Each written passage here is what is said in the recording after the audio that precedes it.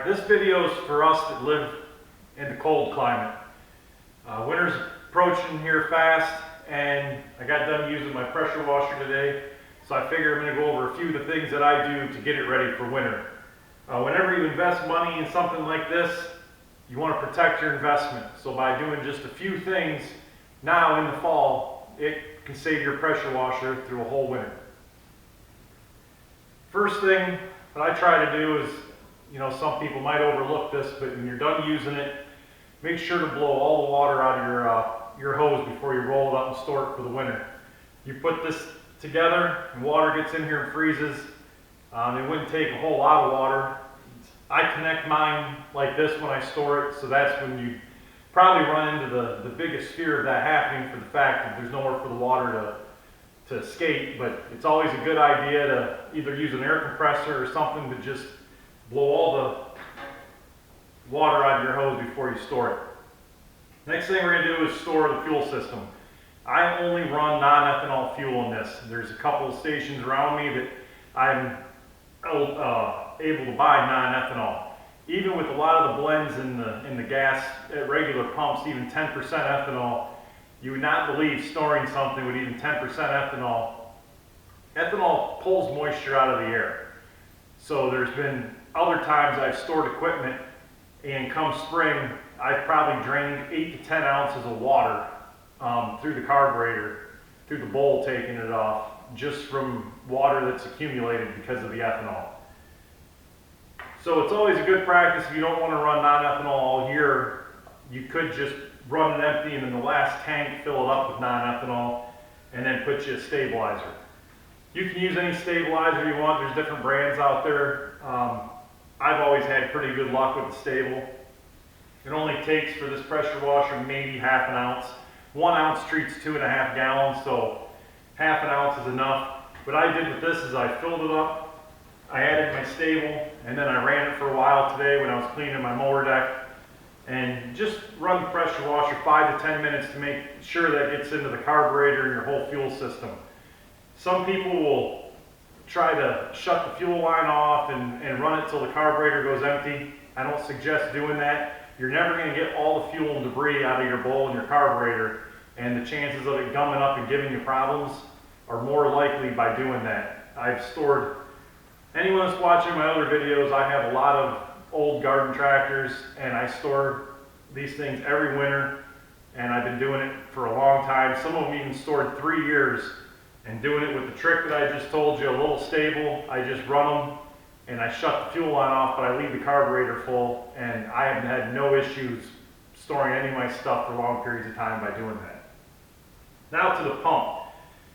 It's probably the most important thing on the whole pressure washer that costs the most.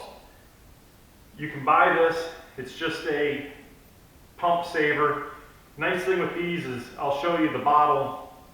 You can get these at your, any TSC, Rural King, even places you buy pressure washers like I'm sure Lowe's and them kind of places will have these. These are quite expensive. I've seen them at $6 all the way up to $18 for one of these. But what I do is I buy it once. I paid the $6, and every year I just fill it with RV Antifreeze. So I read the ingredients on the back one time. It's almost identical thing, and that's what I've been running. It's RV Antifreeze. I fill it up with these bottles and put it in. Nice thing with these is the cap will screw on there and it's got the valve, so that's why I ended up buying the bottle. But instead of paying $7 or $18 every time you want to winterize your pressure washer, just keep the bottle, fill it up with RV Antifreeze, and then you can do it for pennies every year. So let me get this hooked up and I'll show you how to run it through the pump.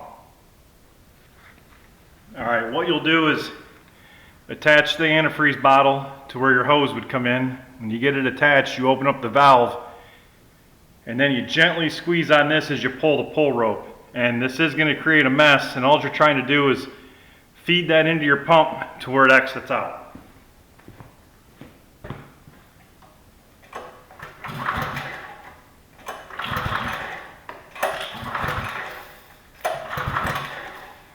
You'll be seeing a lot of the clear water coming out, and then Once the pink antifreeze starts coming out, you know you got a lot of water, or the water all out of your pump.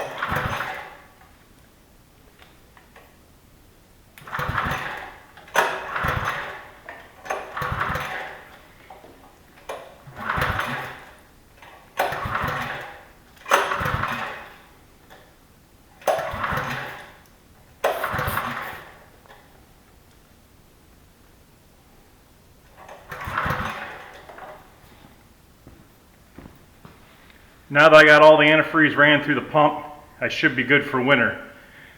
Another trick that I usually do too is I will wrap this pump in towels and stuff to help protect it, just to help keep it a little extra warm in the garage. This garage isn't heated, but it is insulated, but it just helps with the winter. Alright, as always, I hope this video helped, answered some questions. I will note one thing while doing this. It's probably best to do it outside, because as you can see, it does make a mess with all the RV antifreeze dripping over your floor. So if you don't want to clean it up inside the garage, this would probably be best performed outside, but it was cold out, so I figured I would do it in the garage tonight. But if I did anything wrong, or anyone has any better ideas, or you guys have any questions, please feel free to comment below. Thanks for watching.